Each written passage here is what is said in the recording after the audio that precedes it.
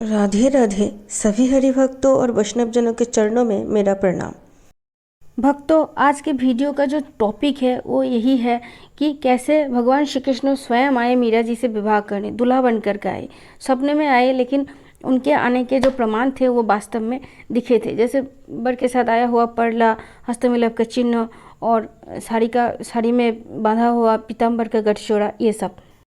अगर पुकार सच्ची हो तो भगवान को आना ही पड़ता है, वो साक्षात आते हैं।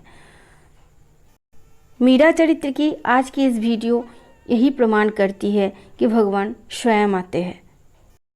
भक्तों, आइए आज हम सब मीरा चरित्र की आगे की घटनाओं को श्रवण करते हैं।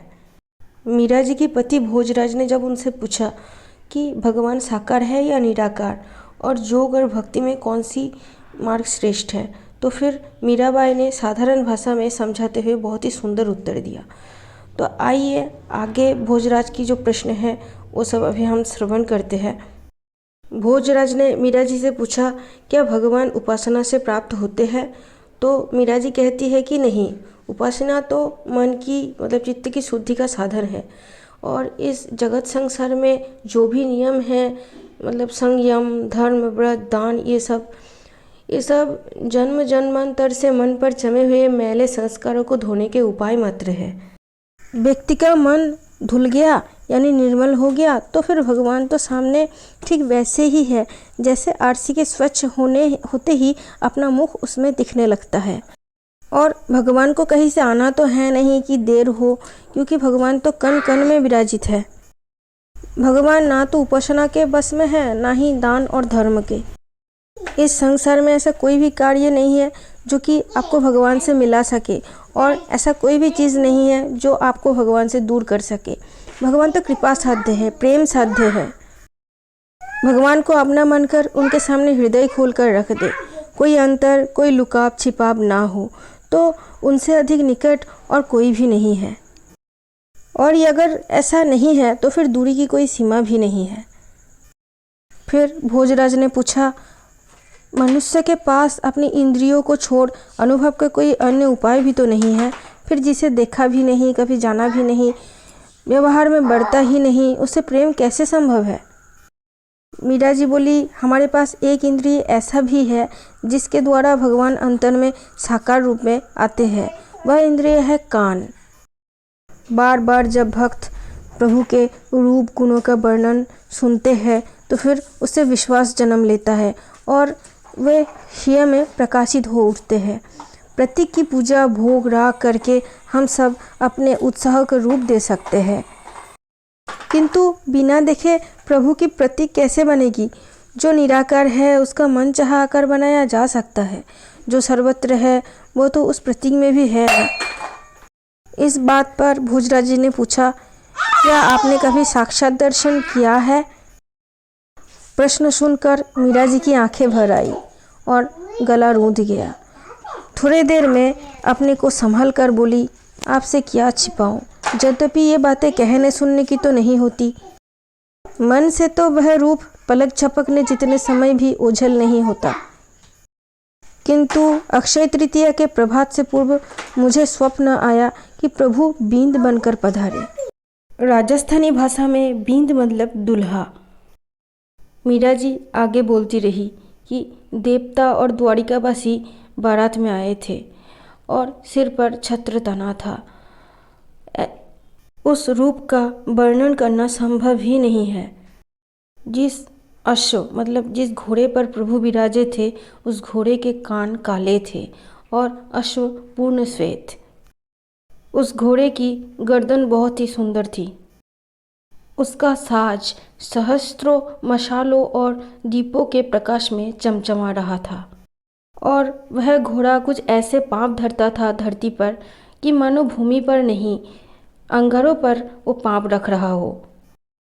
मीरा जी बोली, यद्यपि इस जीवन में संसार में मैंने आपके राजकरण अश्व के समान सुलक्षण और सुंदर अश्व तो नहीं देखा तथा आपके समान कोई सुंदर नर नहीं दिखाई दिया, पर उस रूप के सम्मुख कुछ भी नहीं, कुछ भी तो नहीं।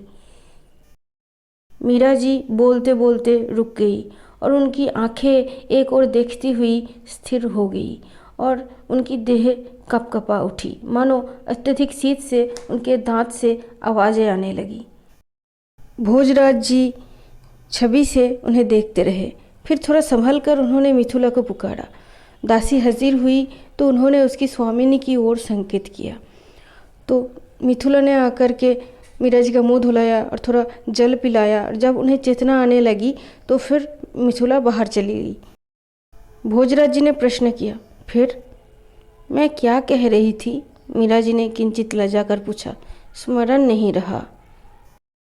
भोजराज बोले, आपने कहा था कि प्रभु अक्षय तृतीया को बींद बनकर पधारे थे, और तो इस बात पर मीरा जी ने कहा, हाँ हुक्म।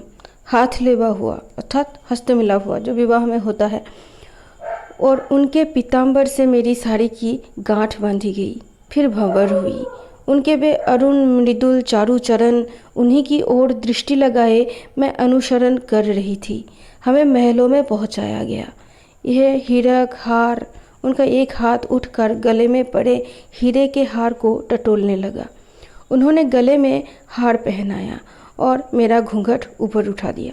अर्थात जो हार मीरा जी के गले में अभी है वो हार भोजराज का दिया हुआ नहीं है, वो हार भगवान श्री कृष्ण का दिया हुआ है। मतलब भगवान श्री कृष्ण ने स्वयं अपने हाथों से मीरा जी को हार पहनाया और फिर उनका घूंघट ऊपर उठा दिया। भक्तों, मीरा चरित के पाठ 16 में आप सभी ने सुना कि कैसे भगवान श्री कृष्ण स्वयं आए थे मीरा जी से विवाह करने सपने में। तो मतलब भगवान श्री कृष्ण ने जब मीराबाई को सपने में ही हार पहनाया, सपने में ही उनके साथ हस्त मिलाप हुआ, तो उन सब का जो प्रमाण है वो वास्तव में दिखता है। वास्तव में ही मीरा जी के गले में वो हार था, वास्तव में ही मीरा जी के हाथ पर वो हाथ लेवे का चिन्ह था। भक्तों, हम लोग सपनों में जो भी देखते हैं वो सब कुछ हमारे अवचेतन मन यानी सबकॉन्शियस माइंड का एक मतलब छवि होता है कि मतलब हमारे मन में क्या क्या चलता है दिन भर, उन्हीं का एक मतलब वहाँ पर प्रकाश होता है। ये दुनिया, ये संसार हमें सत्य तो दिखता है, लेकिन ये असत्य है, झूठ है, और भगवान हमें दिखाई तो नहीं देता, मतलब हमारी पहुंच अभी वहाँ तक नहीं है, लेकिन भगवान ही सत्य है। तो भगवान अगर आपके कल्पना में आते हैं, आपके सपने में आते हैं, या फिर सुषुप्ति में आते हैं, तो वो भगवान का आना सच ही माना जाता है।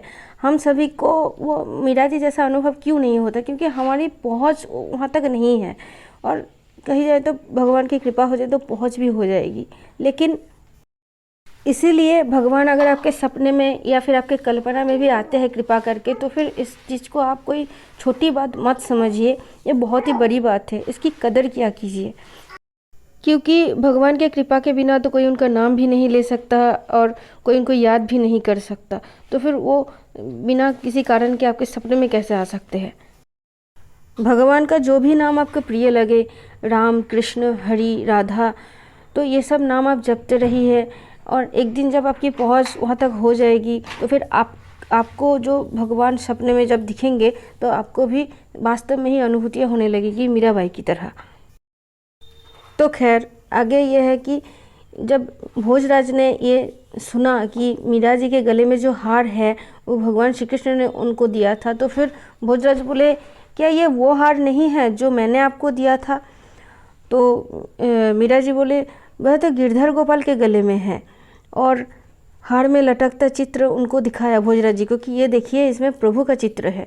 आपने जो हार दिया था उसमें भले ही आपका चित्र हो, लेकिन ये जो हार मेरे गले में है इसमें प्रभु का चित्र है, क्योंकि ये भगवान श्री कृष्ण ने ही मुझे दिया था। क्या मैं इसे देख सकता हूँ? भोजराज जी चकित होकर बोले। हाँ जरूर, अवश्य। मीरा जी ने हार खोलकर भोजराज जी के हाथों पर रख दिया। भोजराज ने देखकर सिर से लगाया और वापस लौटा दिया। फिर आगे क्या हुआ? उन्होंने पूछा। मीरा जी बोली, मैं चरणों में झुकी, और मीरा जी की आंखें आंधमुंधी हो गई, होठ फरफराते रहे, पर बानी खो गई, और वो बोले, गोपाल मारा सर्वस्व मारा प्रभु, मैं थरी भव, ऐसे वो बोलते रहे, लेकिन ज़्यादा कुछ नहीं बोल पाए। मीरा जी की उन दृष्टि पर जब भोजराज की नज़र गई तो फिर भोजराज ने देखा कि उनकी दृष्टि अपार्थिव है। मतलब ऐसी दृष्टि भोजराज ने कहीं नहीं देखी, ना रणांगन में देखी, ना जगत संसार में कहीं भी देखी। और उनकी आंखों से ढलते आंसू लगा जैसे मोती की लड़ियाँ टूटकर झड़ रही हो। मीरा जी की पटल पंखुड़ी से होठ खुल गए और उनमें से श्वेत दंत पंक्ति झांक उठी। भोजराज ने ठीक से देखा, कहीं भी दिखावा नहीं था। उनका मन चाहा कि थोड़ा पानी पिला दे ताकि इनको चेतना लौट आए। भोजराज का मन चाहा कि मीरा जी को उठकर थोड़ा जल पिला दे, किंतु उनको अपनी वचन की याद आ गई, इसलिए वो चुपचाप बैठे रहे। और कुछ ही देर बाद मीरा जी में चेतना लौट आई। मीरा जी ने आंचल से अपना मुंह पोंछा और फिर भोजराज ने उनको याद दिलाया कि आप कुछ कह रहे थे। मीरा जी बोली, मैं क्या कह रही थी? तो फिर भोजराज बोले कि आप ठाकुर जी से विवाह की बात फरमा रही थी, कि कक्ष में पधारने पर अपने प्रणाम किया उनको। और फिर आगे भोजराज नहीं बोले और मीरा जी बोले मीरा खोए स्वर में बोली और उनकी दृष्टि जैसे कहीं दूर जा लगी। मीरा जी बोली, रात को मेरी नींद खुल गई। अर्थात जिस दिन उनको सपना आया था उस दिन की बात कर रहे। सपने के बाद उनकी रात को नींद खुल गई और उन्होंने बोला कि उनका कंठ तब फिर गदगद हो गया और उन्होंने खुद को थोड़ा संभाल लिया और बोला कि देखा कि प्रभु मतलब भगवान श्री कृष्ण उसी कक्ष में विराजित है और वो तभी सोए हुए थे। भगवान श्री कृष्ण तब निद्रा में थे और उन्होंने मीरा जी ने देखा ये रियल वाली है, मतलब ये सपनों की बात नहीं है, सच में भगवान श्री कृष्ण उस वक्त कक्ष में मीरा जी के कक्ष में मौजूद थे और वो सो रहे थे, नींद में थे। और मीरा जी ने देखा कि कमल दृगों की वह बड़ी बड़ी पलकें मुदी हुई थी, घुंघराले केस मुख के आसपास छितराए हुए थे, कुछ अलके ललाट पर झुक आई थी और होठों पर मुस्कान था। फिर मीरा जी बोली, प्रभु की वह सुगंधित श्वास, वह देह गंध, इतना आनंद मैं कैसे संभाल पाती? चेतना मुझे छोड़ गई। प्रातः जब सबने देखा कि गाढ़ चोरा, हाथ लेवे का चिन्ह, गहने, वस्त्र, चूड़ा, तब सभी लोग हैरान हो गए। यहाँ से आया चूड़ा तो मैंने पहना ही नहीं, गहने वस्त्र सब जो के त्यों रखे हैं। इन बातों को सुनकर के भोजराज जी बहुत ही हैरान हो गए और वो पूछने लगे कि क्या मैं द्वारिका से आए परले को देख सकता हूँ? तब मीरा जी ने अपनी दासी मिथुला को द्वारिका से आया हुआ परला और चित्तौड़ से आया हुआ परला को अलग अलग अपने सामने रखने को कहा। जब दोनों परलों का सामग्रियाँ अलग अलग रख दिया गया तो आश्चर्य से भोजराज ने देखा कि सब कुछ एक सा था। फिर भी चित्तौड़ के महाराणा का वैभव द्वारिका के भगवान श्री कृष्ण के परले के सामने तुच्छ था, मतलब बहुत ही कम था। श्रद्धापूर्वक भोजराज ने उन सबको छुआ। सब यथास्थान पर रखकर दासी आ चली गई तो भोजराज ने उठकर मीरा के चरणों में सिर रख दिया। मैं जिस किताब से आपको ये मीरा चरित पढ़ के सुनाया, इस किताब का नाम है मीरा चरित और लेखिका है श्री सौभाग्य कुमारी रानावत। तो कुछ बातें और भी डिटेल में यहाँ पर लिखी हुई है इस बुक में, तो आप चाहे तो इस बुक को ज़रूर खरीद कर पढ़िए। इससे आपका भक्ति बढ़ेगा, ज्ञान भी बढ़ेगा और अच्छा भी लगेगा। और कुछ मतलब वीडियो बहुत लंबी हो जाती है अगर इतनी सारी बातें मैं कह देती तो। कुछ मर्यादाएं भी है, कुछ बातें कहा भी नहीं जा सकता हर वीडियो में, वो तो आपको पढ़ के ही पता लगाना होगा, क्योंकि मर्यादा है, क्योंकि लोग फिर चीज़ों को गलत समझने लगते हैं। खैर भक्तों, अगर आपको कोई भी जानकारी चाहिए या फिर आपको मीरा जी की ये सब जो मीरा चरित की जो घटनाएं वो आपको अच्छी लगी तो आप कमेंट सेक्शन में अपनी बातें शेयर कर सकते हैं हमारे साथ, या फिर इंस्टाग्राम पर जा कर के हमें मैसेज करके भी अपनी राय बता सकते हैं। और हो सके तो आप एक भगवान के नाम के जाप जरूर कीजिए। कृष्ण हो, राधा हो, श्याम हो, राम हो, जो भी नाम आपको प्रिय लगे उसे आप हो सके तो 108 वाली जो तुलसी की माला है उसमें जप कीजिए। अगर ना संभव है तो फिर हाथ की उंगलियों में गिनकर जप कर सकते हैं, फिर ऐसे भी गिनकर जप कर सकते हैं। शुरुआत तो कीजिए, कम से कम 10 बार तो जप लीजिए, तो बहुत अच्छा लगेगा आपको। और फिर आप अपने भक्ति के मार्ग पर और भी आगे बढ़ जाएंगे और हमारे वीडियो बनाने का मकसद पूरा हो जाएगा। हो सके तो इस वीडियो को अपने घर वालों, परिवार वालों तथा अपने दोस्तों के साथ ज़रूर शेयर करें और मैं भी यही चाहती हूँ कि मीरा जी के जीवन चरित्र को हर कोई जाने सुने, ताकि उन लोगों के जीवन में भी भक्ति का प्रवेश हो, भक्ति रानी की कृपा हो, भगवान श्री कृष्ण और राधा रानी की कृपा हो। तो आप भी इस कार्य में थोड़ा सहयोग दें, इस वीडियो को ज़्यादा से ज़्यादा शेयर कीजिए, और हो सके अगर मेरा चैनल आपको अच्छा लगे तो बाकी वीडियोस भी आप देखिए। मीरा चरित्र के बहुत सारे वीडियोस अवेलेबल है मेरी चैनल में, उनको सबको देखिए, और हो सके तो चैनल को सब्सक्राइब जरूर कीजिए। तो आज के लिए बस इतना ही। राधे राधे।